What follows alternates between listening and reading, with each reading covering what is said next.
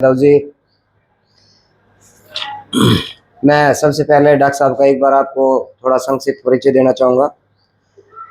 Doctor साहब assistant professor के पद पर गवर्नमेंट कॉलेज अटेली में 1985 से 2001 तक रहे।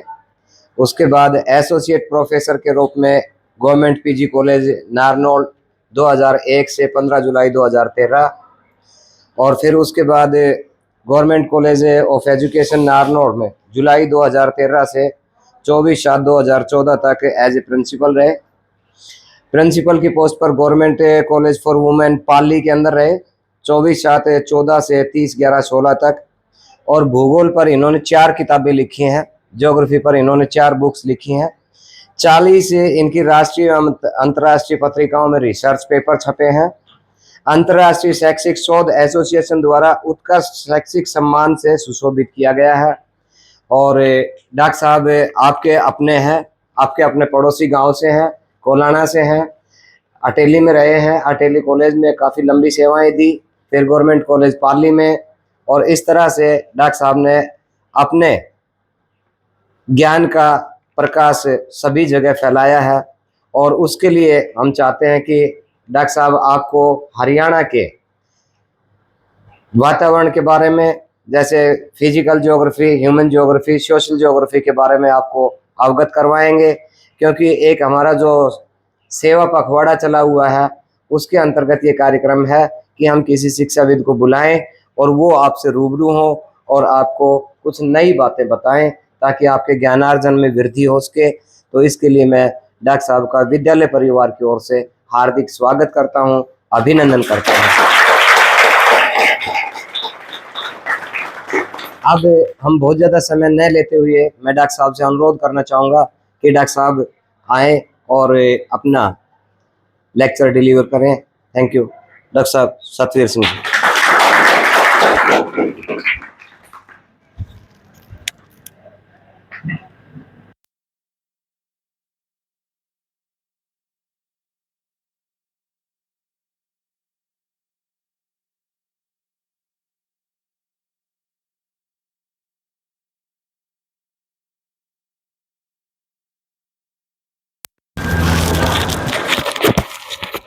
बहुत ही मान और सम्मान के योग प्रिंसिपल साहब श्री ओम प्रकाश जी, श्री बलराम जी प्रिंसिपल साहब, श्री विनोद कुमार जी, ओम प्रकाश जी, सतीश जी, सभी प्रिय विद्यार्थियों और अन्य प्राध्यापकगण, आज हमारा physical environment of Haryana, Haryana का भौतिक पर्यावरण, इसके बारे में मैं आपको जानकारी देना चाहूँगा, क्योंकि हरियाणा के आप हैं और हरियाणा की नॉलेज आपको होनी ही चाहिए।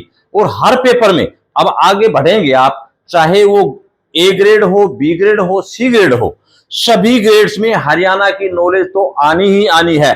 ये निश्चित रूप से आपके सिलेबस में दिया हुआ है। आगे भी बढ़ेंगे तो आपके सिलेबस में भी है, एमए वगैरह करेंगे उसमें भी है।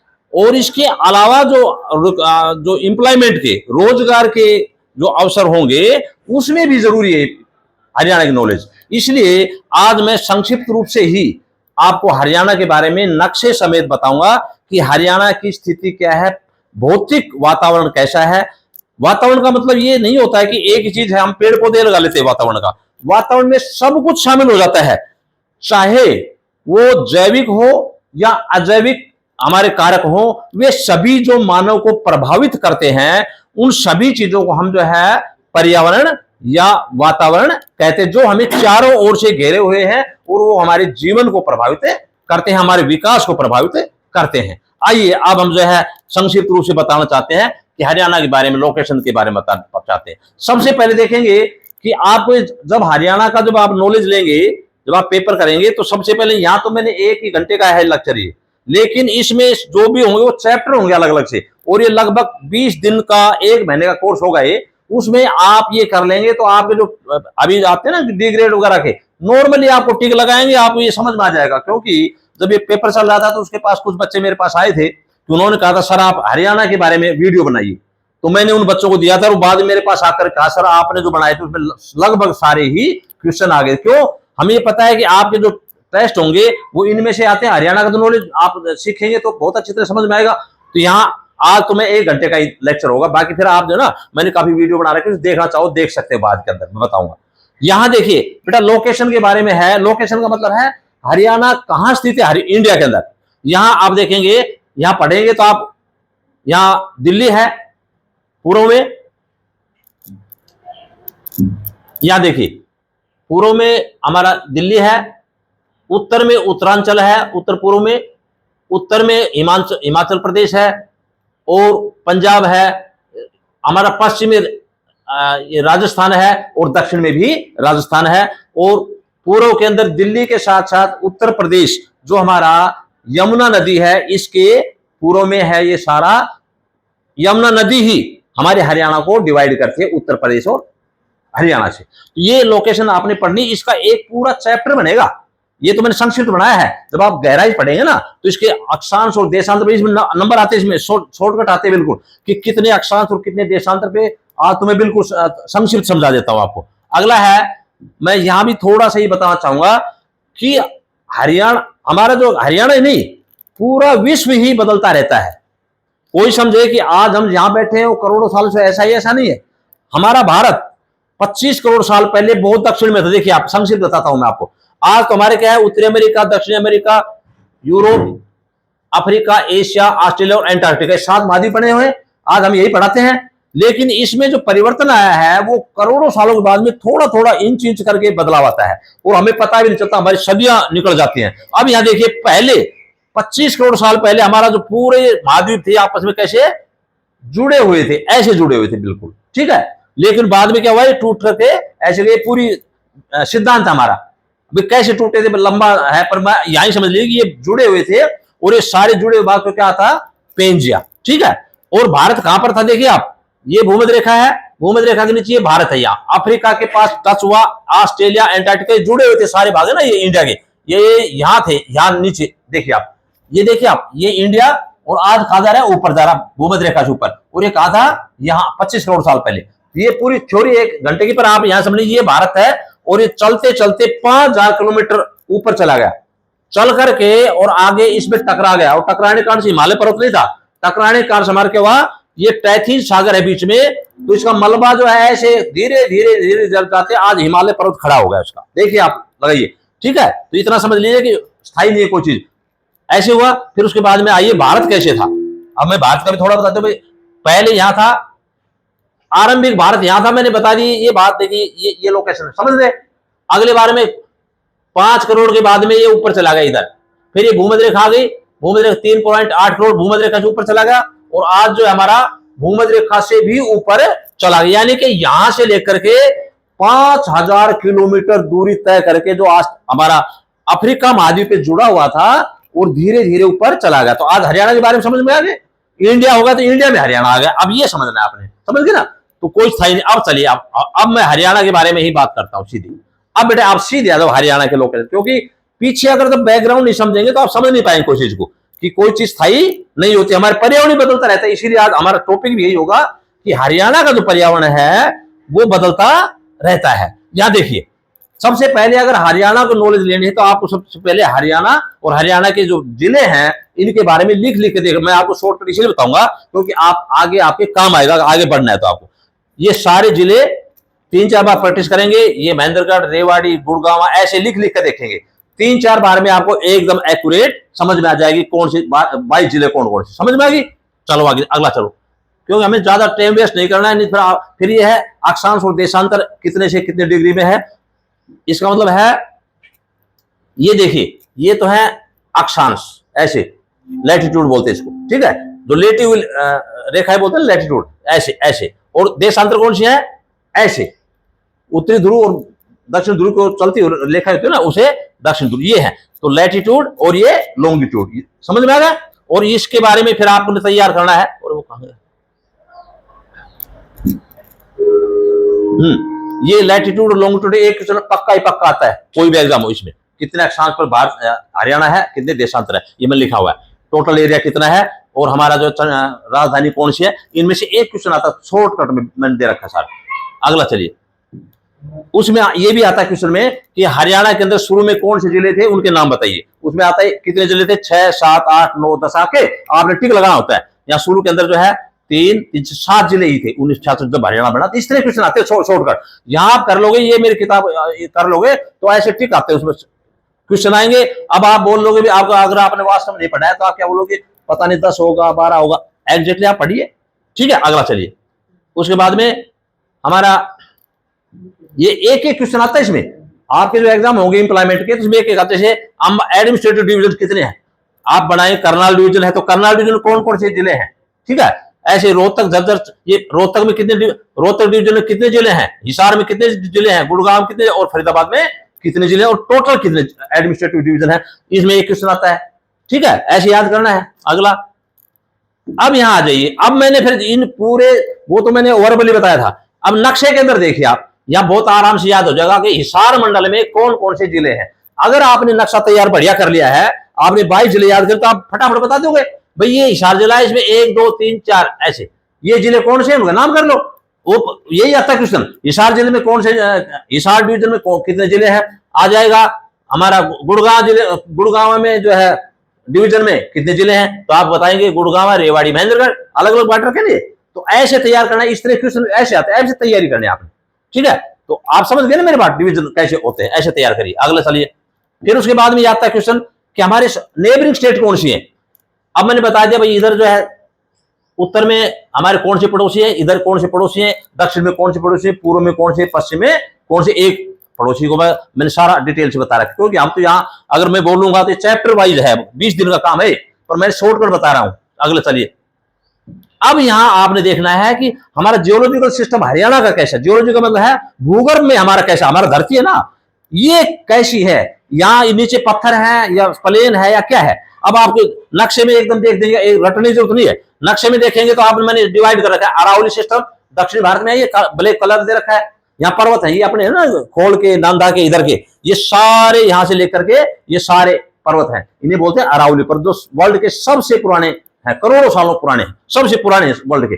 और उत्तर में क्या है, शिवालिक पहाड़ी, जो हिमालय की पर्वत है। हिमालय बहुत नया है, लगभग 1 करोड़ 1.5 करोड़ से ज्यादा समय का नहीं बना है, तो ये नया बोला जाता है। इसमें अभी भी जो ना इतना सॉलिड नहीं है, अपना तो बहुत सॉलिड है, अपने तो पत्थर है बहुत, अगर तोड़ना चाहो तो इतना आसान नहीं टूटेगा। लेकिन ऊपर वाले क्या है, उसमें मिट्टियां हैं, बाउंड्री हैं, गोल गोल पत्थर हैं, तो उसको क्या है पानी के साथ बह जाते हैं ना। सड़कों भी देखते, शिमला में गए थे, चंडीगढ़ में गए थे, पानी गिरते रास्ते में आ जाते, वो अभी कच्चा है। क्यों है, मैंने बताया था, ये महासागर का जो मलबा था वो बीच करके ऊपर खड़ा हो गया था, तो रेत है आधा।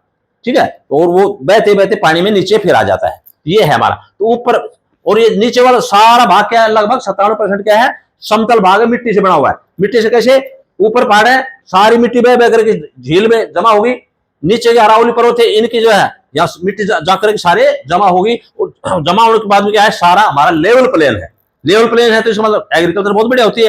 क्यों, सारी मिट्टी का, आप मैं ये इसलिए एग्जाम्पल बताता हूं, आपने किसी भी ट्यूबवेल में आप नीचे देखिए तो आपके पेरेंट्स ये कहेंगे भाई हमारी बजरी लगी नीचे, कहेंगे ना, ज्यादातर कहेंगे बजरी लगी, बहुत खुशी। इसका मतलब क्या है, बजरी वहां लगती है जहां नदियां बहती हो। पहले आज भी मैंने भी अपना ट्यूबवेल यहाँ खोदा है, तो उसमें जब बजरी लगी तो उन्होंने, मिस्त्रियों ने कहा भाई साहब आपके पानी खूब मिलेगा, बजरी लगी। क्यों, बजरी इतना मतलब है 400-500 फुट पे बजरी लगने का मतलब है करोड़ों साल पहले वहां आदमी रहते थे, और जो है नदियां बहती थी, फिर वो मिट्टी और जमा होगी, पहाड़ी, ये सारे पहाड़े हैं, इनकी मिट्टी और जमा होती है, फिर जमा करते करते ऊंची होती जा रही है, और आज बाढ़ वगैरह आती है तो इसका मतलब बह करके आते हैं, तो समतल धीरे धीरे होता जा रहा है। ये कारण इसका, इसलिए आप कहेंगे भाई अब ये कहेंगे भाई समतल भाग कौन सा है, तो लगभग 97। शिवालिक की बोलेंगे तो आप उत्तर भाग में, दक्षिणी बोलेंगे तो अरावली पर्वत। ठीक है, अगला चलिए। ये ओवरऑल जो मैंने परसेंटेज दे रखा है, इसमें कितने कितने परसेंट पर है हमारा शिवालिक पहाड़ियां, 1.48, शेर बहुत ही कम है उत्तर में। ठीक है, क्योंकि शिवालिक पहाड़ियों मतलब है हिमालय पर्वत का सबसे नीचा वाला भाग, पहाड़ी इलाका, ये हमारा उत्तरी भाग में चल जाता है। यहाँ पंचकुला से ही आगे पहाड़ी पहाड़ है सारे सारे। अगला है हमारा ये एलुवियल प्लेन, फ्लूवियल प्लेन, 68% हमारा लेवलिंग का है, यानी कुल मिलाकर के लगभग रॉक की सरफेस दक्षिण के 3-4% है, 3-4% नीचे के, 1% लगभग 1.5% ऊपर का पहाड़ी, बाकी सारा समतल मैदानी एलुवियल प्लेन है, नदियों से लगा जमा वो स्थान है। अब देखिए आप, ये हमारी जियोलॉजी है, इसमें मैं जो वर्बली बताई थी ना, ये हमारा ये क्षेत्र है, ये यमुना नदी है, आज ही बहती है, करोड़ों साल पहले बहती थी। इसमें कोई परिवर्तन है तो कोई समझेगी 1000 2000 साल, कोई फर्क नहीं पड़ता हमारी ज्योग्राफी में। भूगोल में कोई परिवर्तन जल्दी से नहीं आता, करोड़ों सालों के बाद में बहुत ज्यादा चेंज आता है। तो ये यमुना नदी आज से बह रही थी, हमारे जो है भगवान श्री कृष्ण भी आ लिए, भगवान राम भी आ लिए, आप भी हो, तो कोई अंतर नहीं, आज भी वही बह रही है और पहले भी बहती थी। कितने राजा महाराजा राज कर गए हमारे देश में भी, तो कोई अंतर है? कुछ नहीं आया। वहीं पर जो यमुना नदी बहती थी, वहीं पर जो राजा, उनके राजाओं के महल है, कहीं इलाहाबाद में लगा लिए, कोई कुछ लगा लिए, कोई अंतर नहीं। और ये बाकी जो ना, ये एलुवियल प्लेन है सारा, और ये सैंडी एरिया, सैंडी अपना जो इलाका है महेंद्रगढ़ जिले का, सिरसा से लेकर के सारा रेतीला है। ये सारा जिले याद होंगे तो आपको सारा समझ में आ जाएगी, ये जिले इंडियन के। अगला चलिए, देखिए यहां हरियाणा का रिलीफ का मतलब है उच्चावच। उच्चावच का मतलब कौन सा भाग कितना ऊंचा है, कितना नीचा है। तो आप उत्तरी भाग में हम देखेंगे ये 300 मीटर से ऊंचाई पर है, यहां से लेकर के लाइन खींच रखी। ऊपर वाला भाग क्या है, 300 मीटर से ऊंचे, यानी कि 300 400 500 700 ऊपर, ऐसे जो आप उतर जाओ। और दक्षिण में क्या करेंगे, ये 250 मीटर हमारा जो है लगभग जो है, ये पहाड़ियां है 250 मीटर के करीब है। और सिर्फ जो है हमारा ये दोषी का पहाड़ है, ये सबसे ऊंचा है, ठीक है ना। और इधर जो है यहाँ चंडीगढ़ में के आसपास ये ऊंचा है। बाकी लेवल प्लेन है, लगभग 250 से 250 के बीच दौरान के है। बाकी जो ऊंचा है ऊपर 250 ऊपर, और ये नीचे वाला 250 से अधिक। देखिए एक बात और बता देता हूं, आपको समझ में आना चाहिए। हरियाणा पूरा ऐसा नहीं है जैसे प्लेट ये है ना आपके बोर्ड, इस तरह प्लेन नहीं है। क्या है, हमारा जो ये भाग दक्षिणी भाग, ये ऊंचा है थोड़ा सा, और ऊपर क्या है वो भी पहाड़ी ऊंचा है, और बीच का भाग क्या है, नीचे। जैसे प्लेट नहीं होती है, प्लेट में देखो थोड़ा सा इस तरह होता है, और बीच में क्या हो, पानी भर दो तो बीच में पानी भरेगा ना। ऐसे ही ये स्थिति हमारी है, प्लेट लाइक, डिस्क लाइक, कटोरी लाइक, ये ऊंचा और बीच का पानी। इसीलिए आगे मैं बताऊंगा किस तरह बाढ़ आती है। अगला चलिए, ये भूआकृति प्रदेश भी देखिए। अब बार बार हम रिपीट करेंगे तो आपको समझ में आ जाएगा, बार बार शिवालिक प्रदेश होगा, समझ में आ गया ना, पहले बताया मैंने। फिर उसका है गिरिपद मैदान। गिरिपद क्या होते हैं, गिरी पद का मतलब क्या होता है, पैर, और गिरी का मतलब पहाड़।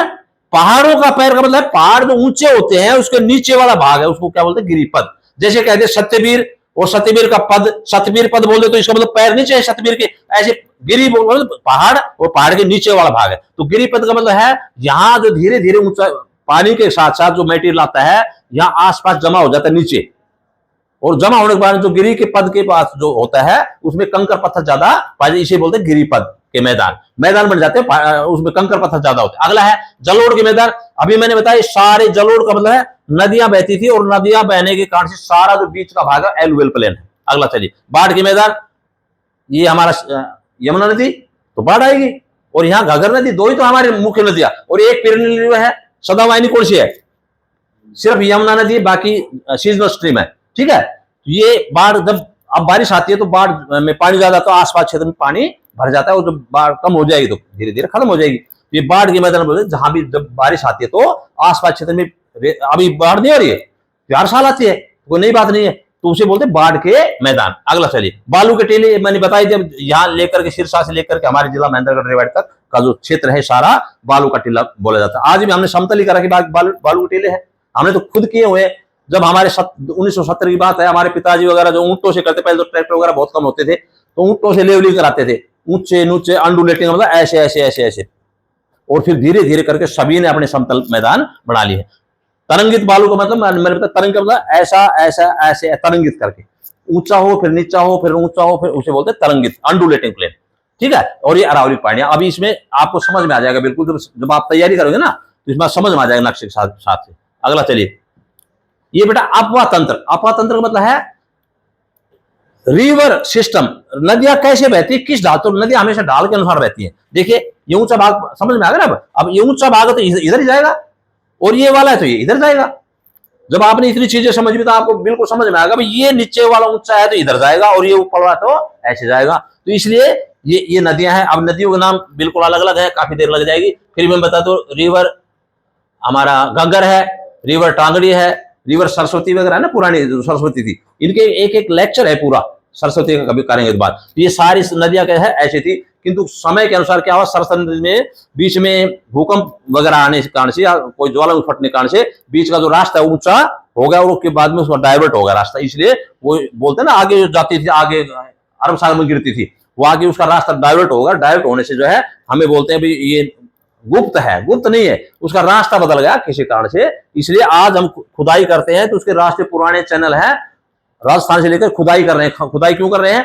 क्योंकि उसमें बढ़िया मीठा पानी होता है उसमें, और जहां ट्यूबवेल खोदेंगे तो वहां मीठा पानी मिलता है। राजस्थान हो, हरियाणा हो, जहां भी ये नदियां जो बहेगी बह रही पुराने समय में, तो वहां ट्यूबवेल खोदेंगे और हरियाणा के जो खारी पानी का क्षेत्र है उसमें सप्लाई कर देंगे, तो इसलिए पानी की समस्या दूर हो जाएगी। इसलिए इनका चैनल कर, कोई नु कह दे भाई क्या सरकार पागल होगी, नीचे खुदाई कर रही, क्यों कर रही? अरे पानी मीठा वहां मिल रहा है, बाकी तो खारी है। अगला चलिए, तो ये अपातंत्र होगा, बहने के नमूने को, नदियों के बहने के नमूने क्या बोलते हैं? अपवा तंत्र। अगला चलिए, ये देखिए हमारा ये हरियाणा का ये क्लाइमेट है। क्लाइमेट 3 प्रकार के, 1 2 3। कौन सा है? ड्राई सब ह्यूमिड, ये एरिड। ये एरिड का मतलब ये क्षेत्र पश्चिम में। अभी भी आप देखते हो तो यहां सबसे ज्यादा गर्मी पड़ती है और बारिश भी सबसे कम होती है। सूखा बोला जाता है इसको, ये सारा क्षेत्र सूखा है। इसके जिले जब आप तैयार करेंगे तो आप बता देंगे फटाफट ये जिला शामिल होते हैं। अगला है सेमी एरिड, यानी सेमी का मतलब पूरी हमारा हरियाणा में बहुत ज्यादा बारिश नहीं होती है, लेकिन ये कुछ कुछ बारिश ज्यादा होती है, इसलिए इसको सेमी एरिड, यानी अर्ध शुष्क भी है, यानी कुछ सूखा है कुछ बारिश ज्यादा है। और ऊपर वाले में क्या है? ऊपर वाले में है हमारा ड्राई सब ह्यूमिड। यहां जब पहाड़ी इलाका है, हिमालय पर्वतीय प्रदेश वाला क्षेत्र है उत्तरा वाला, तो वहां बारिश ज्यादा होती है, तो इसलिए उसको उधर सब ह्यूमिड यानी आर्द्रता भी उसमें ज्यादा पाई जाती है। तो इसलिए 3 भाग हमने क्लाइमेट को बना दिए। अगला चलिए, हरियाणा की वार्षिक वर्षा की देखेंगे तो वर्षा भी, अब आपको एक एक चीज मैं समझ रहा हूं, समझ में आ रही हो ना बेटा, कि ये पहाड़ी इलाका था तो इसलिए क्या होगा? वर्षा ज्यादा। यहां देखिए हरियाणा वार्षिक वर्षा, तो जहां पहाड़ में होगा तो टकराएगी तो वहां वर्षा ज्यादा। अब आपको समझ में आएगी यहाँ ज्यादा और यहाँ घट क्यों रही है भाई? जो ज्यादा होगा वहां होगा, घटते घटते घटते घटते, और अब हमारे पश्चिम भाग में यहाँ वर्षा सबसे कम है। कारण समझ में आ रहा है भाई? अब जब आप बार बार रिवीजन करोगे, चैप्टर पढ़ोगे, तो आपको सबको समझ में आएगा कि यहाँ वर्षा अधिक क्यों और यहाँ वर्षा कम क्यों। क्योंकि यहाँ पर जो है पहाड़ में टकराने से मानसून ज्यादा आती है, बारिश खूब होती है, फिर धीरे धीरे यहाँ कम हो जाएगी, फिर और कम होगी, फिर और कम होगी, और लास्ट में हमारा जो क्षेत्र है यहाँ सबसे कम रह जाती है, और लास्ट में सिरसा हिसार में और सबसे ज्यादा कम रह जाती है। अगला है यहाँ टेम्परेचर, तापमान की बात भी देख रहे हैं, तो तापमान कहाँ ज्यादा होगा? जहां बारिश कम होगी तापमान तो कम होगा भाई। यहाँ बारिश कम है ना, बारिश ज्यादा है तो तापमान कम है, और यहाँ हमारी बारिश भी कम है तो और सूर्य की गर्मी ज्यादा है, तो यहाँ क्या है? हमारे पास हमारा एनुअल टेम्परेचर ज्यादा है, गर्मी ज्यादा है। तो ये जो जो हम उत्तर से पश्चिम की ओर चलेंगे तापमान बढ़ता चला जाएगा, ठीक है। और वर्षा का उल्टा है, जो जो हम ये टेम्परेचर है, जो जो हम पश्चिम में रहेंगे, पश्चिम में जो है हमारा तापमान ज्यादा होगा और उत्तर की ओर कम होता चला जाएगा। अच्छा, एक कारण और भी है कम होने का, जो जो आप ऊंचाई से जाते हो, higher we go higher cooler it is, जो जो हम ऊंचा जाएंगे उतना ही ठंडक होती जाती है। हमारे देहरादून में ठंडक क्यों होती है? देहरादून में ठंडक होने का कारण यह है कि वो क्षेत्र हमारा लेवल से ऊंचा है, समुद्र लेवल से ऊंचा, और जो जो हम ऊंचाई पे जाएंगे उसमें टेम्परेचर कम होता चला जाता है। मैं वहां देहरादून में गया था इसलिए मुझे ज्ञान है। हम नीचे गए तो ऐसा गर्मी लग रही थी, और जब हम ऊपर गए तो ऐसा लगा कि तो सारा ही हमारा इंडिया है वो ठंडा है, गर्मी में गए थे हम। जब नीचे उतरे तो उतनी पसीना फिर है, इसका मतलब हम ऊंचे जाते हैं। तो इसीलिए अंग्रेजों ने वहां मसूरी के अंदर आईएएस की ट्रेनिंग उस वक्त से बना रखी है। वो वहां पर लाइब्रेरी है, उस वक्त अंग्रेज जो आए थे यहाँ पर, और उन्होंने रहने के लिए बढ़िया क्षेत्र बना रखा है आज भी, तो वहां देखे। ये है, अगला चलिए, मिट्टियों के प्रकार। ये चैप्टर पूरा, इसमें एक एक दो दोनों में हर जो नक्शा है ना, इसमें एक एक दो हर एक में आएगा। आज से तैयारी कर लिया, आगे बढ़ना है तो आपको ये हरियाणा का तो नॉलेज लेनी पड़ेगी, ठीक है ना। और इसमें यहाँ सारा इसमें हरियाणा की मिट्टियों के बारे में। अब मैं पर्वतीय अगर क्षेत्र होगा तो मिट्टी कैसी होनी चाहिए बेटा? पहाड़ी इलाका तो मिट्टी कैसी? पर्वतीय मिट्टी। अगर बालू में हो तो उसका नाम क्या देंगे? बलुई मिट्टी, हो गए ना। और अगर मान लो नदियों से बहा कर ले आए तो क्या बोलोगे? एलुवियल सॉइल, हो गया ना। नदियों के द्वार लगे तो जलोढ़ मिट्टी, ठीक है। ये नाम ही है, कुछ नहीं। आपको जब समझ में आ रहा है कि पहाड़ों में पहाड़ी मिट्टी, बालू है तो बालू मिट्टी, जल के कारण से बह कराई तो जलोढ़ मिट्टी, ऐसे आपने याद करना है, आपको याद भी हो जाएगा। और ये जलों के नाम भी यहाँ याद हो जाएंगे। और पर्वत ये नीचे ना, ये पर्वत और ये ऊपर पर्वत है, पर्वतीय मिट्टी, ऐसे याद करना है आपने।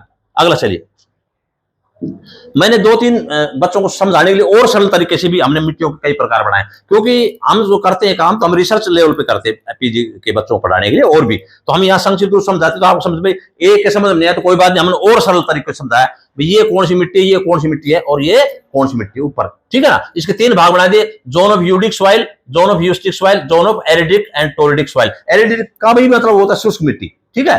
तो ये आप ये सुविधा के अनुसार वो कर लेना, चाहिए करना, लगभग जो है काम चल जाएगा आपका। अगला चलिए, ये फिर हमने बताया है कि हमारी जो हरियाणा है उसमें कौन कौन सी समस्या आती है मिट्टी के संबंध में, कहीं कलर है, कहीं नमकीन है, ये सारे जो ना शॉर्टकट बताया मैंने इसमें, मैं सारा चैप्टर है मेन एनुअल वाटर डेफिसिट, यानी पानी कितनी कितनी जरूरत पड़नी चाहिए वाटर का। अब यहाँ हमने बताया यहाँ ज्यादा होनी चाहिए, क्यों, यहाँ पहले शुष्क है इसमें पानी ज्यादा होना चाहिए, और यहाँ कम होनी चाहिए, क्यों होनी चाहिए, पहले भी वर्षा ज्यादा है। ये वाटर डेफिसिट का मतलब है कितना यहाँ होना चाहिए, चाहे नहरों से आओ चाहे ट्यूबवेल से आओ तो हमारी पूर्ति हो, और यहाँ पर कितनी जरूरत है, यहाँ कम है होगी जरूरत होगी क्यों पानी ज्यादा होता है, इसलिए यहाँ कम पानी जरूरत होगी एक्स्ट्रा नहरों से या ट्यूबवेल से, और यहाँ पर ज्यादा होगी। तो हम कैलकुलेशन करते हैं सारी चीजों का, और फिर हम बता दें इतनी नहरों से पानी आना चाहिए इसे, तो हमने सारा कैलकुलेशन करके बताया है। अगला चलिए, फ्लड प्रोन 1995 में एक बाढ़ आई थी हरियाणा के अंदर बहुत जबरदस्त, ठीक है ना। तो उसमें जो है ये देखा था कि बाढ़ के अंदर ये क्षेत्र आप समझ में आ गए हो हरियाणा की स्थिति कैसी है, प्लेट की तरह से देखो बेटा, ये है, ये प्लेट लाइक हो गया ना समझ, ये बीच का भाग है और ये साइड में ऊंचा है, यानी ऊपर ऊंचा और नीचे ऊंचा, बीच का भाग क्या है झील। अगर पानी देंगे तो पानी गिरेगा थोड़ी।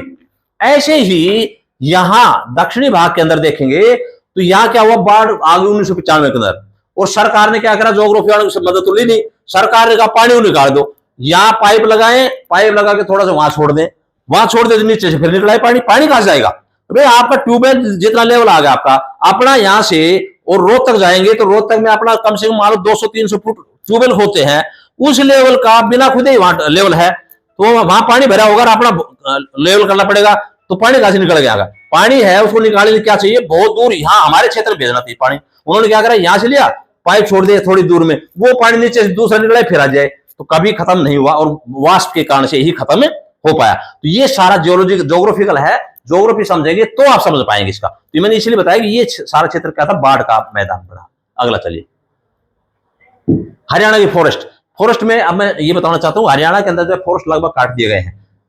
टाइमिंग देख लेना कितना मुझे चाहिए, ठीक है, ठीक है बेटा, मुझे ये बता देना कितनी देर बोलना है, मैं आपका संक्षिप्त चलो तो कवरी करता हूं। तो अब फॉरेस्ट के बारे में देखना है कि फॉरेस्ट सब ज्यादा कहां है, हमारा उत्तरी भाग में ज्यादा फॉरेस्ट है, और कुछ जो है लगभग थोड़ा सा हमारा यहाँ कुरुक्षेत्र के पास है, और बाकी क्षेत्रों में काट दिए हैं, पेड़ पौधे ज्यादा काट दिए। काट क्यों दिए हैं, काट इसलिए दिए हैं कि हमने एग्रीकल्चर करते हैं ना ट्रैक्टरों से करते हैं, ग्रीन रेवोल्यूशन टेक्नोलॉजी की, तो हम क्या करते हैं ट्रैक्टर होने के लिए जो चलाते हैं तो उसमें साफ होनी चाहिए जमीन, ताकि हम ट्रैक्टर हमारा सीधा चला जाए, और इसलिए हमने सारे लगभग पेड़ पौधे, और इसके अलावा भी क्या है, हर गांव चौड़ा होता जा रहा है, हर शहर चौड़े होते जा रहे हैं, रोड हमारे बनते जा रहे हैं, रेलवे लाइन बनते जा रहे हैं, तो कहां आएगा भाई, ज्यादा रोड चौड़े होंगे तो पेड़ कटेंगे, आपने खेती करनी है तो आपने पेड़ कटेंगे, इंडस्ट्री डेवलपमेंट होगा तो पेड़ कटेंगे, आपकी यूनिवर्सिटी खुलेंगी तो पेड़ कटेंगे, स्कूल खुलेंगे तो पेड़ कटेंगे। इसलिए हरियाणा के अंदर डेवलप्ड स्टेट होने के कारण से हमने ज्यादातर पेड़ों को हटा दिया, नहर खुदेंगे तो पेड़ कटेंगे, इसलिए हरियाणा के अंदर पेड़ों की कमी पाई जाती है।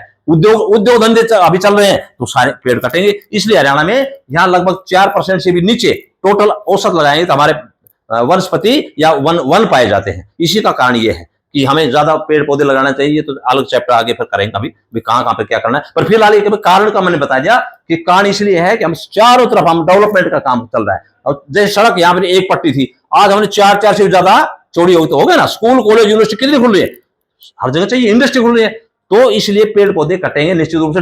एक तरफ डेवलपमेंट करना है, एक तरफ हमें उद्योग भी लगाना है, ये हमारा फॉरेस्ट भी लगाने हैं, तो उसके उपाय आगे बताएंगे। तो ये आगे अगला है, यहां देखेंगे यहाँ ग्राउंड वाटर क्वालिटी कैसी है। जैसे हम कई बार नहीं है किसी पंडित जी के पास जाते हैं, पुराने समय में जाते थे, अब भी जाते हैं, पंडित जी कुआं खोद रहा हूं मुझे पतड़ेम दे, पंडित जी पतड़ेम क्या पता भाई, पर उनको ये पता है बुजुर्ग आदमी बता देगा, बाकी तो भाई हमें पता नहीं। और किंतु आजकल टेक्नोलॉजी कैसी आ गई, मशीनें ऐसी हैं जो आपके पानी को बता देती नीचे, ये मीठा है ये खारी है, क्यों, ऐसा डिपार्टमेंट है जियोलॉजिकल डिपार्टमेंट में, उसमें क्या है नीचे बोर करते हैं हर जिले के अंदर बोर करते हैं, बोर करके देखते हैं इस क्षेत्र में कैसा पानी है, खारी लिख लेते हैं नोट, इतने किलोमीटर इतने किलोमीटर इतने किलोमीटर। यहाँ पूरा सर्वे किया हुआ है, सारा पूरे हरियाणा सर्वे किया हुआ है। अब इसमें देखा कि सबसे मीठा पानी कहाँ है, ये देखिए आप, उत्तर में मीठा ये क्षेत्र, और ये मैंने सारा इंडिकेशन दे रखा है इसमें, ये मीठा है और ये मीठा। कारण क्या है भाई, यहाँ यमुना नदी बहती है और ऊपर से क्या है, हमारी जो पर्वत है, पहाड़ों से नदी सारा पानी आता है ना,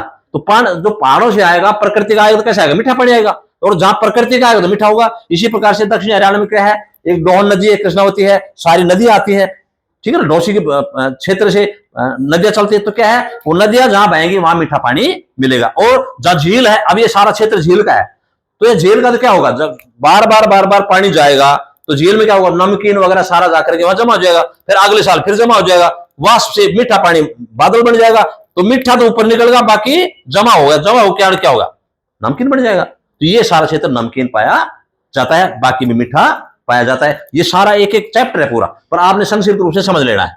अगला चलिए, हरियाणा के एग्रीकल्चर के बारे में बताएंगे कि हमारे पास जो ना हरियाणा में गेहूं उत्पादन कहां कहां पर कैसे होता है, ये भी आप जो देखेंगे। और इसके बाद में चावल का कैसा होता है, बाजरा कैसे है, कपास कैसे किस किस क्षेत्र में है, ये सारे जो है एक एक चैप्टर जब आप तैयारी करेंगे ना रोजगार की, तो आपका तैयार ढंग से करना, इनका एक एक हर एक बात है बिल्कुल। और मैंने इसका बढ़िया वीडियो भी बना रखे, आप पढ़ेंगे ना कभी, तो मैंने इनके सब के अलग अलग वीडियो बना रखे ताकि बच्चों को समस्या ही नहीं आए। अगला चलिए, शुगर केन गन्ना कहां पर पैदा होता है और क्यों होता है और किस क्या क्या कंडीशन होनी चाहिए, अगला है। और उसके बाद में हरियाणा की इंडस्ट्रीज, कहां कहां पर उद्योग धंधे पाए जाते हैं, किस क्षेत्र में उद्योग कम है और किस क्षेत्र में उद्योग ज्यादा है, ज्यादा है तो क्यों, उसके कारण क्या है, और कम है तो उसके कारण क्या। आप देखिए यहाँ उद्योग धंधे क्या पूर्व में है सब ज्यादा, यहाँ फरीदाबाद में जमघट बन रहा है, यहाँ फरीदाबाद में सबसे ज्यादा उद्योग कहां है, फरीदाबाद में है। क्यों, यहाँ पर सारी फैसिलिटीज हैं, आने जाने के साधन भी है, बढ़िया ट्रेन भी है, बढ़िया रोडवेज भी है, बढ़िया पानी की सुविधा भी है, बढ़िया एनर्जी के साधन भी है, अच्छे पूंजीपति है, तो सारी सुविधाएं यहाँ पर पाई जाती है। इसलिए यहाँ पर एक दिल्ली के नजदीक है, तो जो भी माल तैयार हो दिल्ली में भेज तो सारी बिक्री हो जाएगी।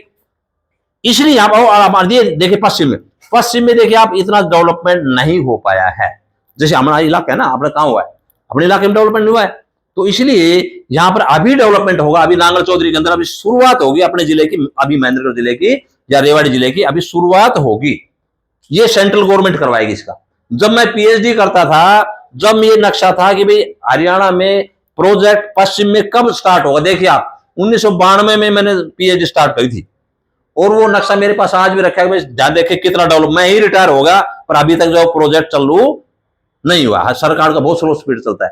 तो उस वक्त मैंने बताया था भाई अगर हरियाणा का डेवलपमेंट करना है तो पूर्व की बजाय पश्चिम में करिए, और ये क्षेत्र जो बैकवर्ड है इनका करिए। तो प्रपोजल कितने साल हो गए, यानी सरकार चाहती है तो धीरे धीरे स्लो स्पीड चलता है प्रपोजल, तो आज वो चलने लगा भाई इस क्षेत्र में। इसलिए है भाई यहाँ के बच्चे जो पढ़ लिख करके रोजगार जब ही मिलेगा ना, जब आप सारे पढ़ जाओगे, बढ़िया तरीके से पढ़ोगे, अच्छे कोर्सेज करोगे तो बढ़ पाओगे। अब इसके साथ साथ ये तो मैंने हरियाणा के बारे में बता दिया, अब थोड़ा सा जो मैं स्किल डेवलपमेंट के बारे में 5 मिनट का टाइम लेना चाहूंगा, ताकि बच्चों को ये भी पता चले कि हम पढ़ लिख करके क्या बन सकते हैं। आप सारे बच्चे पढ़ लिख करके सब कुछ बन सकते हैं, किंतु आप में कॉन्फिडेंस होना चाहिए। खाली कॉन्फिडेंस मैं कह दूं कॉन्फिडेंस होगा, ऐसे नहीं होता। कॉन्फिडेंस हार्ड लेबर होना चाहिए, आपको कड़ी मेहनत करनी पड़ेगी, आपको सही मार्गदर्शन लेना पड़ेगा, आपको प्रॉपर वे से पहले डिसाइड करना पड़ेगा, गोल डिसाइड करना पड़ेगा, मैं ये बन सकता हूं। आर्ट हो चाहे साइंस हो चाहे कॉमर्स हो, सभी में बराबर के जो स्कोप एजुकेशन में है। आप अच्छा तैयारी करेंगे, आज से ही +2 लेवल का बढ़िया तैयारी करेंगे। मैट्रिक वाले हैं, मान लो कि कोई कहता है मैं मैट्रिक के बाद में नहीं पढ़ना चाहता हूं, तो मैट्रिक लेवल के बाद में कोर्स करिए। कुछ बच्चे ऐसे ना, हर प्रकार के सारे तो ऐसे नहीं भी सारे प्रोफेसर बनेंगे, प्रिंसिपल बनेंगे, आईएएस बनेंगे, नहीं, कोई बात नहीं बनना चाहो आप देखोगे मैट्रिक में, मैं तो मैट्रिक के बाद में जो कहीं रोजगार ढूंढना चाहता हूं, कोई बात नहीं। मैट्रिक के बाद में कई कोर्स ऐसे हैं 2-2 साल के, 3-3 साल के, 1-1 साल का, उनको आप करिए, उनके बाद में आपको रोजगार मिल। ये फर्क तो है भी, अगर आप मान लो रोजगार तो मिल जाएगा आपका, पर आप यूं चाहोगे भी एकदम जो है आपको बहुत ज्यादा तनख्वाह मिलेगी, वो तो नहीं, पर आप हाँ इतना है कि आप भूखे नहीं मरोगे। जैसे मान लो कि सारे हमारे पास 800-700 से भी ज्यादा कोर्सेज है जो आप इच्छा के अनुसार चॉइस कर सकते हो, लेकिन ये आपको ट्राई करना पड़ेगा मेरा इच्छा किस में है, तो उसके बाद में कर सकते हो। आप +2 के बाद में आप पॉलिटेक्निक कर सकते हो, कंप्यूटर में भी कर सकते हो, मेडिकल में भी कर सकते हो, फार्मासिस्ट बन सकते हो, पता नहीं कुछ भी बन सकते हो आप। अब ये हमारा ये बोलते हैं ना, ये बहन जी नर्सिस का कोर्स कर सकते हो, बहुत स्कोप है। और थोड़ा बढ़ना खर्चा हो +2 में आप डॉक्टर बन सकते हो, आप मेडिकल में जाइए, आप प्रोफेसर बनना चाहो तो आप बीए एमए कीजिए, मतलब कोई रुकावट नहीं है आपके लिए, पर पढ़ना पड़ेगा। अभी ये समय इतना है, आपके पास समय बहुत ज्यादा नहीं मिल पाएगा। हम सोचते हैं कि अभी माँ बाप से पास रह रहे हैं, अपने आराम से खाने पीने, ऐसा सुविधा नहीं मिलेगी बाद में। जब आपका समय हो जाएगा तो आपकी प्रॉपर समय के बाद में आपकी शादी भी होनी पड़ेगी। शादी पेरेंट्स ने करनी है, अपनी जिम्मेदारी भारी करनी है, क्यों? उनको ये पता है गारंटी नहीं है जॉब कब मिलेगी। तो आप अपने सेल्फ एम्प्लॉयमेंट के लिए पहले तैयार करो, भाई मैंने अपना तैयारी करना, तो गोल बनाओ कि मुझे किस में जाना। अब वो आपको पता है कि मैं किस सब्जेक्ट में अच्छा जो है ना कर सकती हूँ या कर सकता हूँ, वो आपको पता है, हमें नहीं पता, आपके टीचर्स को पता है। तो आप बढ़िया तरीके से सीखे, मैं ये करना चाहता हूँ। तो बहुत ज्यादा कोर्सेज है, 10वीं के बाद के हैं, +2 के बाद के हैं, बीए के बाद के, पर +2 के भी इतने बढ़िया हैं। आप डॉक्टर बनिए, इंजीनियर बनिए, बन सकते हो आप, पर +2 में बढ़िया तैयारी कीजिए, उसी अच्छी से कंपटीशन चाहिए। एडमिशन, एक बार एडमिशन लेना आपने डॉक्टर में क्या है, एक बार तो एडमिशन हो गया, आप डॉक्टर बन गए, एक बार एडमिशन लेना आप इंजीनियर बन गए, एक बार आप कंप्यूटर के मास्टर बन गए। मतलब यूं समझे कि बहुत ज्यादा पढ़ना, ऐसा नहीं, पढ़ना यही है। फिर आप बड़े बनना चाहते हो, आईएएस बनना चाहते हो, आईपीएस बनना, तो ग्रेजुएशन में ये चाहे आर्ट में करिए, आर्ट में बढ़िया सब्जेक्ट है, ऐसा नहीं है। कोई समझे ना कि आर्ट में कुछ नहीं, आर्ट में ही बनते हैं, हम तो आर्ट के तो है। मुझे 13 साल तो प्रिंसिपल बड़े हो गए, और 14-15 साल मैंने बच्चों को पढ़ाया पीजी कर, हमारे बच्चे पढ़े हुए सारे प्रोफेसर बन रहे, मेरे बच्चे जो पढ़े हुए वो आईपीएस बन रहे, आईसीएस बन रहे, आईएएस बन रहे, आज बढ़िया बढ़िया पोस्टों में। बताओ हमें कितनी खुशी होती है हमें। तो ऐसा थोड़ी कि ज्योग्राफी सब्जेक्ट है, पॉलिटिकल साइंस है, हिस्ट्री है, तो काम आती है, ये आपके कंपटीशन में सारी काम आएगी। तो इसलिए कोई सब्जेक्ट को बेकार ना समझे और इसको बढ़िया तैयारी करें, एम आप बढ़िया बनाइए बेटा। तो इसलिए आपके खूब स्कोप है। आप क्या, जैसे मान लो किसी का मेडिकल में है सुविधा, तो आप एएनएम बनना चाहते हैं, उसमें दाखिला लीजिए, तैयारी करनी पड़ेगी। आप जो है नर्स बनना चाहते हैं, उसमें तैयारी कीजिए। आप डॉक्टर बनना चाहते हैं, वो +2 बढ़िया तैयारी कीजिए। आप अगर मान लो कोई कहता मैं तो कारपेंटर बनना चाहता हूँ, कारपेंटर का कोर्स है, पर कोर्स करिए।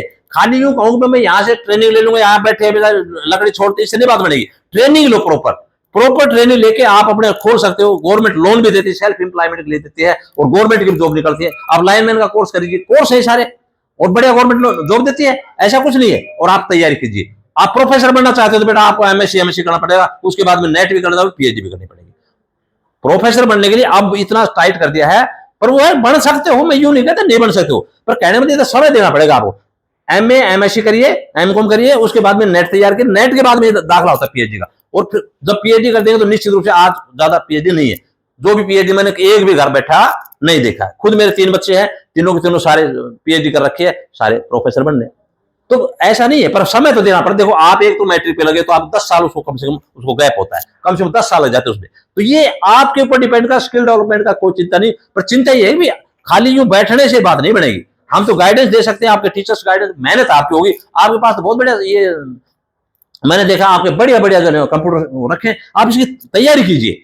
पावर पॉइंट का लेक्चर कैसे बनाए जाते हैं, ये सारा सीखिए। आप बेसिक कंप्यूटर के बारे में सीखिए, जो आप मजबूती के साथ अब सीख जाओगे, आप सेल्फ एम्प्लॉयमेंट को कोई रोक नहीं सकता, गवर्नमेंट को भी रोक नहीं सकता। क्योंकि गवर्नमेंट आप ट्रस्ट लेने देगी, जो बच्चा इंटेलिजेंट होगा वो ही आगे निकल पाएगा, अन्यथा को सिफारिशों से जमाना जा चुका है। और आपको फ्री ऑफ कॉस्ट आपको जो सिलेक्शन होगा, ये मैं बता रहा हूं। अभी सिलेक्शन खूब हो रहे हैं, पर आपका जो है नॉलेज होनी चाहिए, ठीक है ना। मैं ज्यादा समय तो इसलिए ले लूंगा, आपका बहुत ज्यादा समय हो गया, हमारे टीचर्स बैठे हैं, और आपका भी इसलिए क्योंकि आपकी क्लासेज भी आगे चलनी है। तो मैं ये एक लेक्चर कभी फिर आना था, मैं ज्योग्राफी देना था, पर आज तो मैं यही था भी हरियाणा के बारे। इसके साथ साथ हरियाणा में 5 मिनट और ले सकता हूँ या नहीं, ज्यादा समय नहीं लगे तो? हाँ, क्योंकि बच्चों को हम जब मार्गदर्शन करें तो थोड़ा सारा दिन। बेटा ये हरियाणा की, ये तो है फिजिकल एनवायरमेंट। एनवायरमेंट का मतलब ये नहीं कि मैंने खाली बता दे, पेड़ पौधे बता दे, गुरु, ये नहीं। अरे एनवायरमेंट में सब कुछ शामिल है। उन बच्चों की समस्या देखनी है कि हमारा हरियाणा का पर्यावरण, हमारा वातावरण भी कैसा रहा है, 50 साल पहले कैसे था, इंडिया का कैसे था, शैक्षिक कैसे था, पॉलिटिकल कैसे था। तो वो कल्चरल एनवायरमेंट बोला जाता है। सांस्कृतिक पर्यावरण, सांस्कृतिक का मतलब है हमारे पर्यावरण में 2 हिस्से हैं। एक तो है प्राकृतिक पर्यावरण, जिसे हम फिजिकल एनवायरमेंट कहते हैं। प्रकृति ने क्या दिया, प्रकृति तो पेड़ पौधे बताए, मैं सारे बता दी, नदियां कैसी, ये तो उससे प्रभावित होते ना। भाई जहां पर बढ़िया पानी है, कैनाल है, तो अच्छी पैदावार होगी। अब आता है मानवीय पर्यावरण क्या है, कल्चरल सांस्कृतिक पर्यावरण क्या है। सांस्कृतिक पर्यावरण वह पर्यावरण होता है जो मानव ने अपने प्राकृतिक संशोधन का उपयोग करके और अपने आप को विकास किया है। अब यहां मैं संक्षिप्त बताऊंगा, मैं एक पॉइंट लेकर बताऊंगा सांस्कृतिक पर्यावरण क्या होता है, सांस्कृतिक मैनमेड क्या क्या होते हैं बेटा। अब मैं यहाँ संक्षिप्त पॉइंट बताऊंगा, बाकी तो फिर लंबा समय लग जाएगा, फिर आप बोर हो जाओ, फिर कह दो गुरुजी आपने तो ज्यादा बड़े बच्चों की तरह से आपने उसका इस्तेमाल कर लिया। अब यहां मैं बताऊंगा क्या क्या जो है हमारे नेसेसिटी ऑफ लाइफ। देखिए मैं अपना ही एग्जांपल देके समझाऊं ताकि आपको एग्जांपल समझ में आ सके, क्योंकि अगर मैं हाई लेवल के चंडीगढ़ के फलाने दूंगा कोई लेना देना नहीं, आपको कुल मिला हमें समझाना है पर्यावरण क्या होता है। पर्यावरण देखिए, सबसे पहले क्या है बेटा, आज से 50 साल पहले हमने जिया है सारा जीवन, हमारे बुजुर्गों ने हमने देखे थे, 1947 में हुआ था, 1947 बाद मेरा तो 1958 जन्म हो गया था, 10 साल 11 साल के बाद में इंडिपेंडेंट इंडिया में जन्म हो गया था। इंडिपेंडेंट इंडिया में तो हो गया, पर ऐसा थोड़ी है कि मेरे कहने से कोई छू मंत्र हो गया, सारे सारी सड़कें बन गई, सारे मकान बन गए, ऐसा नहीं। हमने वो माँ बापों की स्थिति देखी, वो गांव की स्थिति थी, वो हरियाणा की स्थिति देखी है, जहां पर सब गरीब हरियाणा, क्यों, 1000 साल तो देश गुलाम रहा है, तो एकदम आजाद तो हो गई, हमने अपना दे दिया भाई पढ़ो लिखो, ये तो हो गया। पहले ये भी शिक्षा नहीं थी आपके पास, आपके लड़कियों के पास तो 1848 से पहले आपको अधिकार ही नहीं था पढ़ने का।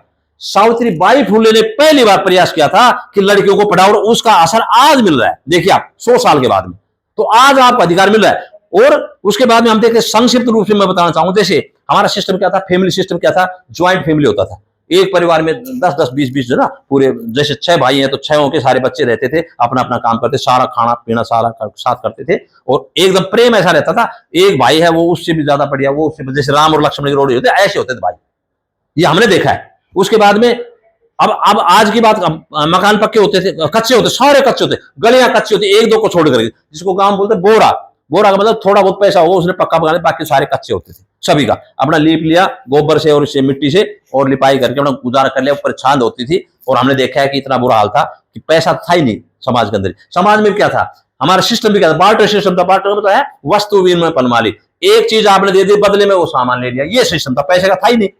जैसे मालूम, मैं पुराने समय की 2 बातें बताता हूं समझने के लिए। जैसे पहले गेहूं तो नहीं था, तो कुछ एक व्यक्ति जो चड़सों से पानी देते ना, आधे किले में इतना ही होता था मुश्किल से, तो लाव से चड़स से पानी देते थे और वो गेहूं कर लेते थे। अब बाकी के पास बाजरा ही था, तो क्या करते, कोई गेस्ट आता तो उसके लिए गेहूं के लिए स्पेशल कोई मटके में गेहूं का वो रख लेते थे, पीस पास करके। कोई गेस्ट आ गया तो इसके लिए बाकी बाजरा खाओ पूरा परिवार, चने का पूरा परिवार चना खाओ, खूब होता था प्रकृति। क्यों, एनवायरमेंट ऐसा था। आज हम देखें तो एनवायरमेंट बदल गया, एनवायरमेंट कैसे, आज हम चना बोना चाहें तो चना नहीं होगा, क्यों, हमने अंडरग्राउंड वाटर ले लिया। आज हम जो है सारा ही अगर खाना चाहें तो पैदावार नहीं होगी, मूंग वगैरह है वो इतनी पैदावार नहीं थी, हमारे ग्वार है वो इतना पैदा नहीं होता, क्यों, हमारा सिस्टम बदल गया एनवायरमेंट का, प्रकृति का एनवायरमेंट का। तो हम देखेंगे पहले जो हमारा फैमिली सिस्टम है वो बदल गया, एकल परिवार में आ गए, आज आते शादी होते भाग जाता है लड़का। एक और मैं संक्षिप्त रूप से बात बताना चाहता हूं कि necessity of life, food, clothing, shelter बहुत ही सिंपल थे, और प्रकृति के आधार पर मानव अपना गुजारा करता, कपड़े को माँ ला देते थे। अगला है एग्रीकल्चर में था लगभग 80% लोग खेती पे ही निर्भर थे, और बाकी अपना फौज, पुलिस और टीचर, ये 3 गुजारे थे। ठीक है, आज तो बहुत वैरायटी होगी, आज आप सारे बच्चे कामयाब हो सकते। तो उस वक्त तो क्या है, मजबूरी थी भाई, फौज पुलिस में कोई फिट है तो ठीक है, फौज में नहीं तो बाकी बैठे रहो अपने, और तो रोजगार नहीं था। आज कर आप डेवलप कर सकते हो। इसी प्रकार से आज तो इंडस्ट्री है, सर्विसेज है, बढ़ गई है। आज तो देखो आप, अगर हम नहीं पढ़ पाते उस वक्त, तो हमें कौन ले जाता प्रोफेसर बनाता, बताओ कौन बनाता कोई। उस वक्त जो है 1980 के अंदर में 400 किलोमीटर जाके दयानंद कॉलेज में पढ़ गया, तो उसका रिजल्ट हमें आज मिल रहा है कि हमें जो है बढ़िया नौकरी मिली है। तो आज आपको मिल सकते, उस वक्त तो गिनती के थे पढ़ने वाले, तो हम गिनती के आदमी थे, 10-12 हमारे यहाँ आसपास में सारे प्रोफेसर रिटायर हुए। तो ऐसे ही यहाँ एजुकेशन सिस्टम में चेंज आ गया। पहले पढ़ते तो हम भी ऐसे ही थे, पढ़ने में कोई अंतर नहीं है। हम बालू में, आप तो पक्के हैं, आपसे मकान पक्के, हमारे जो मंदोला के अंदर हम जाते छोटे छोटे होकर के 5वीं से लेकर 10वीं तक मंदोला में छोटे छोटे बच्चे, और डिसिप्लिन ऐसा था, गेट में पीटीआई खड़ा हो जाता है, और 1 मिनट भी लेट होगा तो फटाफट ऐसे ऐसे पीटने लग जाता था। तो इसका मतलब डिसिप्लिन ऐसा बना रखा था, गेट के अंदर ही खड़ा हो जाता है, सारे बच्चे दौड़ करके भागते, भाई एक बार जो घंटी लगने से पहले एंट्री कर जाओ। देख लो आप, ये तो डिसिप्लिन था। आज ये अंतर आ गया, किसी को कह दो तो माँ बाप जेल लेकर आ जाता है, मेरे बच्चे को या मेरी बेटी को मारा क्यों। अरे मारना क्या, तुम्हारे भले के लिए था, अब नहीं भला को तो ये भी चुप रह जाएंगे, गुरुजी रह जाएंगे एनवायरमेंट के अनुसार। क्यों, समय बदल गया, समय बदल गया तो बेटा वही बात है, वो तो सुधारने के लिए था भाई, आप डिसिप्लिन मेंटेन होगा, पढ़ाई लिखाई करोगे। डंडा इसलिए मारा जाता था ताकि आप पढ़ के आओगे और ज्यादा। तो हमें तो ये देखा, तो हमने खूब पढ़ाया, उन्होंने टीचर ने फ्री ऑफ कॉस्ट पढ़ाया। आज टीचर इसलिए होगा, उनको पता अपनी नौकरी करनी है, बदल गया समय। इसी प्रकार से अब स्कूल, कॉलेज, यूनिवर्सिटी बढ़ गई है, निश्चित रूप से बढ़ी है। पहले गिनती थी, आज अब गांव में स्कूल में आ जाते हैं, बसों के कोई बच्चे छोड़ते नहीं। तो अब बदलाव तो आया है। अभी इसी प्रकार से सारी न्यू टेक्नोलॉजी आ गई है। पढ़ाने के लिए हमारे पास बोर्ड होते थे, चाक बोर्ड, नीचे बाड़ू होता था, बाड़ू में पट्टी होती थी, जैसे आप पट्टी बैठे, आप तो पक्के में पट्टी, हमारे बाड़ू में होती थी, बाड़ू और उसमें तख्ती होती थी। क्यों? पेरेंट्स तो अपने तख्ती में बार बार लिखो, ABCD लिखो और फिर साफ करो ABCD लिखो, कंपेशन में काम चलता था। आज आपके पास खूब यूज कर सकते हो, पेन पेंसिल जो भी क्वेश्चन। तो आज आप जो है यहाँ पर देख रहे हो, आपके पास कॉलेज के अंदर कंप्यूटर आ गए हैं, डिजिटल बोर्ड आ गए, लेटेस्ट टेक्नोलॉजी है। आप कहीं भी यहां से लेक्चर सुन सकते हो, यहां से भेज के बॉम्बे भेज सकते हो आप। मैं लाइव जोड़ना चाहूं तो आप कहीं भी ये लेक्चर आप दिल्ली में भेज सकते हो, दिल्ली से आप सुन सकते हो। इंटरनेट की सुविधाएं हो गई हैं, तो ये डेवलपमेंट तो हुआ है, एजुकेशन का हुआ है। लेकिन मैं लास्ट में ये करना चाहता हूँ, अब डेवलपमेंट तो हमारा बहुत हुआ है, शिक्षा में हुआ है, हेल्थ में हुआ है। पहले बीमारी से मर जाते थे, हमारा जो ना बीमारी कारण से, या आसपास कोई डॉक्टर नहीं होता था, कंपाउंडर होता, उसको डॉक्टर बोलते थे। कंपाउंडर मतलब उसको कोई ज्ञान नहीं, उसे सुआ लगाना आता था। और सुई में भी क्या होता था, वो गर्म पानी में डुबो देता था, सुई के भी एक्स्ट्रा नहीं होता था भाई, उसी में वो लगा दिया, दूसरे के भी वही सुई लगा दी, तीसरे को वही लगा दी। हालात ये था कि कई बार एक वो बीमारी एक दूसरे को पाच जाता था। पाचने का मतलब है वो एक लगाया, दूसरे गड़बड़ होगी। तो आजकल ये कर दिया, एक सुई लगी थी उसी के लगे डिस्पोजल। क्यों कर दिया? आपकी हेल्थ का ध्यान रखना। पहले पैसा नहीं था तो इसलिए मजबूरी में वो करते थे, उबले हुए पानी में उसको डाल दे, फिर दूसरा आ गया उसके फिर लगा दे, फिर तीसरे लगा दे, चलो। और मोटी मोटी सुई ताकि टूट ना जाए कभी, वो बड़ा दर्द होता था, बच्चे रोते, रोए तो क्या करे भाई, परिस्थिति ऐसी थी। तो अब हमारे पास बहुत बदलाव है। आप कोई बीमारी, छोटी मोटी बीमारी कोई मरने देता है? नहीं मरने देते। पहले मर जाते थे, मतलब छोटी टीबी वगैरह इतनी खतरनाक होती, जिस घर में टीबी लगी पूरा परिवार नष्ट। आज टीबी के लिए 6 महीने में दोबारा से बढ़िया आप तैयारी, मतलब वैसा का वैसा हो जाता है। तो अब जो है, अब मैं ये कहना चाहता हूं, अब मैं एक लास्ट में कहता हूं, बाकी चीज तो ठीक है, देखो सारा डेवलपमेंट हो रहा है, सब डेवलपमेंट हो रहा है, शिक्षा का हो रहा है, पर एक मोरल वैल्यू का थोड़ा सा ध्यान रखना बेटा। आज मैं 2 बातें संक्षिप्त करके जाना चाहूंगा कि पहले पेरेंट्स इसलिए होते थे कि बच्चे जो है, उनको ये तजर्बा था कि बच्चों को इतना नॉलेज नहीं, इस समय के अंदर 20-25 साल तक भी बहुत ज्यादा नॉलेज नहीं होती अपना डिसीजन लेने की, कि भाई मैं जो है ना मैं शादी की सीधी बात आ जाता हूं कि कोई शादी की बात होती है तो आज जो है, पहले तो ये था, पहले तो पेरेंट्स पूछते नहीं थे, शादी कर दी जिसकी कर दी, बच्चे की हिम्मत नहीं होती भाई क्यों पूछ ले, उन्होंने अपने डिसाइड कर दिया भाई ये लड़का है ये लड़की है, बगैर देखे ही, और आपकी सीधा माला फिरवा देते थे सीधे। वहां उसके गाल जो वो घूंघट में लड़की होती थी, वो घूंघट करना उनको पता नहीं, कई दिन तक नहीं पता, साल 2 साल में आते थे। आजकल क्या होगा, ये तो ठीक है आपको अधिकार मिल गए हैं, अधिकार है तो उसका मिसयूज नहीं करना आपने, अन्यथा आपकी जिंदगी इतनी बिगड़ जाए। क्योंकि हमारा जो है ना पुराना सिस्टम नया सिस्टम अभी एकदम बदला नहीं है। हमारा 20 साल के बाद में सारे पढ़ जाएंगे तो कोई दिक्कत नहीं। अभी हमारा सिस्टम क्या है, आप नए हो, आपके पास अधिकार दे दिया, आपके सब कुछ दे दिया अधिकार, यानी कि आप कहीं भी रहो। मैं खुली बात करना चाहता हूं, अब कोई बात नहीं है कि आपको इतने अधिकार दे दिया, आप कहीं जाकर 18 साल में आप माँ बाप से बगैर पूछे जा, अधिकार तो दे दिया है आपने। माँ बाप ने पढ़ाया, आपके देवता है, अगर आपने उनका सहारा छोड़ दिया, वो दोबारा से पढ़ने नहीं देंगे। अगर आपने, मैं रोज देखता हूँ कॉलेजों के बड़े बच्चों की, कॉलेज के अंदर देखते, आज अटेली कॉलेज से भागी एक लड़की, आज नांगल चौधरी भाई, ये हंसने की बात नहीं है, मतलब एक गिरावट की बात है। और पेरेंट्स से जब आमने सामने होता है, नॉर्मल होता है, पुलिस वाला पूछता है भाई ये जानते हो, कहते मैं जानती नहीं, मेरे माँ को नहीं जानती। शर्म की बात है, ऐसा नहीं होना चाहिए। अरे तुम्हारे लिए माँ बाप पढ़ते, तुम्हारे सुनो, उनको क्या चाहिए तुम्हें, वो चाहते हैं हमारा बच्चा पढ़ लिख करके मैं उसका सपोर्ट करूं और अच्छा उनकी ब्याह शादी वगैरह करूं, अच्छी पढ़ाई करें, उनका सेट करवाएं बढ़िया ढंग से, ना अच्छा नगर जीवन यापन हो। तो कम से कम मैं ये कहना चाहता, ज्यादा नहीं भाई, कम से कम आप जब शादी भी हो तो आप उनकी सलाह जरूर लेंगे। ये आज से डिसाइड कर लो, सलाह नहीं लेंगे तो लव मैरिज कर लेते, तीसरे दिन के जो मेरे पास रिकॉर्ड पड़ी है, रोज देखना पेपर में, ज्ञान तो होता नहीं। एक बार जो भावुकता में जो है, वो अनपढ़ भी मतलब इतना तो पढ़े लिखे होते नहीं, न रोजगार ने, और रोजगार नहीं तो क्या होगा, आपने कहना अगले वाला एक्सेप्ट इसलिए करेगा भाई लड़के ने मेरी कहना नहीं माना, और लड़के वाला क्या, लड़की वाले ने माना, यानी वो दोनों घरों से चलागा। समाज का तो लेना देना नहीं, समाज तो कहेगा भाड़ में जाए, क्या लेना देना, आप कोई कोऑपरेट नहीं करता। तो दोनों क्या करेंगे, एक आधा कोई केस होगा नहीं, ज्यादा में दे तो मर्डर होते हैं, या तो लड़की आकर के प्रेम दिखाते रहे। क्या प्रेम है भाई, प्रेम तो माँ बाप शादी जब भी कर देंगे, कोई दिक्कत नहीं आपको, सारा लड़के को देख करके, लड़के को देख करके। लड़कों की मैं बता रहा हूं, ऐसा नहीं लड़के कुछ ज्यादा हुआ है, लड़के भी ऐसा करते हैं, वो लव मैरिज चक्कर पड़ता, पढ़ तो जाओ, पर आप ऐसा करोगे तो आप दुखी फिलहाल पाओगे, आप फिलहाल इसलिए पाओगे आपके पास रोजगार नहीं है। रोजगार वाला तो कोई बात नहीं, अपना एडजस्ट कर ले भाई, ये नहीं तो मैं भूखा नहीं मरूंगा, आपको कोई नहीं पूछेगा। इसलिए माँ बाप की सहमति जरूर लेंगे भाई, मुझे ये, या उसको डायरेक्शन दे देंगे, पिताजी मुझे तो जो ना ऐसा लड़का या ऐसी लड़की के साथ जो है मुझे बात बनेगी, या फिर आमने सामने बैठा देते आजकल तो भी आपस में एक दूसरे का विचार मिलेगा तो करो। भावुकता में कर लिया तो यूं मैं कह रहा हूं, इतने एग्जाम्पल हैं, रोज पढ़े लिखे बच्चियां डाइवर्स हो रहे हैं और शादी करके वो लड़के को मरवा रहा है, लड़की उसको मरवा रही है, कभी लड़का उसको मरवा रहा है। धिक्कार है ऐसा जीना। तो अभी ऐसा काम नहीं कर। मैं यही कहना चाहता हूं, अपने पेरेंट्स की मदद जरूर लेना। मैं एक आपका संदेश इसलिए देना चाहता हूं, 20-25 साल के बाद में तो मान लो आप सारे पढ़ जाएंगे, हमारा देश डेवलप हो जाएगा, विकसित हो जाएगा, तो आप रोजगार मिल जाएगा, ठीक है, आप डिसीजन लो, आप डिसीजन ले सकते हो। फिलहाल आप ऐसा नहीं कर सकते, क्योंकि हमारा देश कल्चर हमारा जो ना, एक ही गांव में एक ही गोत में, ये हमारी कल्चर फिलहाल कड़ी नहीं है। एक गोत का तो हमारा भाई भाई माने जाते हैं, भाई बहन माने जाता है, और आप कर रहे तो गांव हमारे परिवार के विपरीत काम करो तो वो क्या करेंगे, ऑनर के लिए में क्या होगा, वो माँ बाप को बर्दाश्त नहीं होगा, एक ही गांव में मार देंगे उसको। अब नहीं ना, तो 2-4 दिन के बाद में, महीने में, साल में मार देंगे उसको बर्दाश्त नहीं होगा। ये मेरा साला बनना चाहता है, मेरा दामाद बनना चाहता है, और ये आपस के अंदर इतना खतरनाक काम हो जाता है कि वो बर्दाश्त नहीं कर पाते। और रियलिटी में आपको रियलिटी बता रहा हूँ, आज की बात नहीं, मैं रोज गाँव के अंदर ये देख रहा हूँ। तो इसलिए बेटा मैं पर्टिकुलरली लड़कियों को कह रहा हूं, माँ बाप की जरूर मदद लेना। मैं और ज्यादा बातें नहीं करना चाहूँ, कभी लेक्चर है तो मैं तो ऑलरेडी अटेली के अंदर जो है ना, हम ये अवेयरनेस करते हैं बच्चों के अंदर कि आपकी भलाई के लिए, अन्यथा मान लो आप जो अगर डिसीजन गलत ले लेंगे तो आपको दुख पाना पड़ेगा। इसलिए मेरा कहना है, आप अच्छी तरह से जो है ना तैयारी करेंगे और बढ़िया पढ़े लेंगे लिखेंगे। कभी और भी कभी टाइम मिलेगा तो मैं आपको लेक्चर जो है और भी जाकर दूंगा। थैंक यू वेरी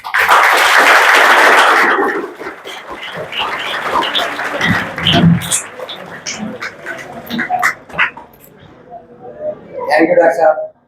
आपने बच्चों को हरियाणा के प्राकृतिक परिवेश के बारे में, सांस्कृतिक, आर्थिक, भौगोलिक सभी क्षेत्रों में आपने पूरी जानकारी दी, और हम भी बच्चों आपसे उम्मीद करते हैं कि जो आपको जानकारी दी है